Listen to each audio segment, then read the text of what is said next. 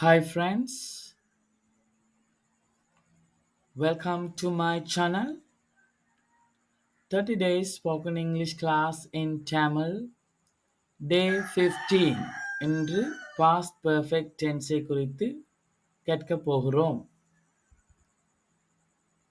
இதனுடைய பாவனை it is used இது பயன்படுத்தப்படுகிறது for an action that had already finished ஏற்கனவே நிறைவு பெற்ற நிகழ்ச்சியை குறிப்பதற்கு பயன்படுத்தப்படுகிறது when another action happened இன்னொரு action நடைபெற்ற போது ஈஸியா விளங்கிக் கொள்றதுக்கு ரெண்டு பாஸ்ட் ஆக்ஷன் நடக்கும் பொழுது முன்பு நடந்ததை பாஸ்ட் பெர்ஃபெக்டிலும் பின்பு நடந்ததை சிம்பிள் பாஸ்டிலும் கூறுற வழக்கம் இருக்கு பாஸ்ட் பெர்ஃபெக்டை பொறுத்த வரைக்கும்.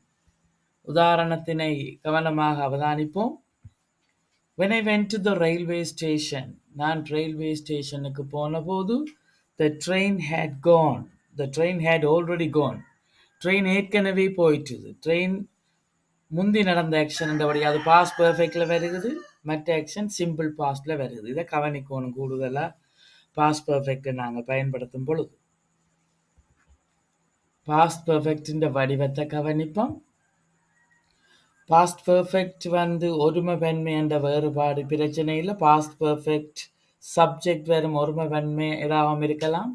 அதற்கு அடுத்ததாக ஹேட பாவிக்கணும். ப்ரெசன்ட் பெர்ஃபெக்டில் ஹேவ் பாவிக்கிற நாங்கள் பாஸ்ட் பெர்ஃபெக்டில் ஹேட பாவிக்கணும். ப்ரெசன்ட் பெர்ஃபெக்டில் ஹேவை பாவிச்சுட்டு வினைச்சொல்லோட மூன்றாவது வடிவத்தை பாவிக்கிறோம் நாங்கள். அதே மாதிரி பாஸ்ட் பெர்ஃபெக்ட்லையும் வினைச்சொல்லோட மூன்றாவது வடிவத்தை பாவிக்கணும். இங்கே ஈட் ஏட் ஈட்டுன் என்ற வடிவம் பயன்படுத்தப்படுகிறது. ஐ ஹேட் ஈட்டுன் நான் சாப்பிட்டு விட்டேன், சாப்பிட்டு இருந்தேன். He had eaten அவன் சாப்பிட்டு இருந்தான். She had eaten அவள் சாப்பிட்டு இருந்தாள். It had eaten அது சாப்பிட்டு இருந்தது. Ravi had eaten ரவி சாப்பிட்டு இருந்தான். You had eaten நீங்க சாப்பிட்டு இருந்தீங்க, இல்லாட்டி சாப்பிட்டு விட்டீங்க. We had eaten நாங்க சாப்பிட்டு விட்டோம், சாப்பிட்டு இருந்தோம்.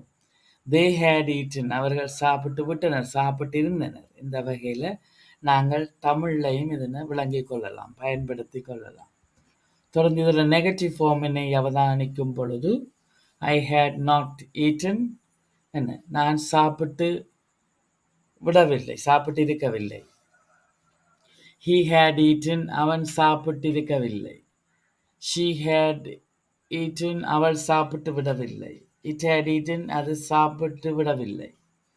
Ravi had not eaten Ravi சாப்பிட்டு விடவில்லை.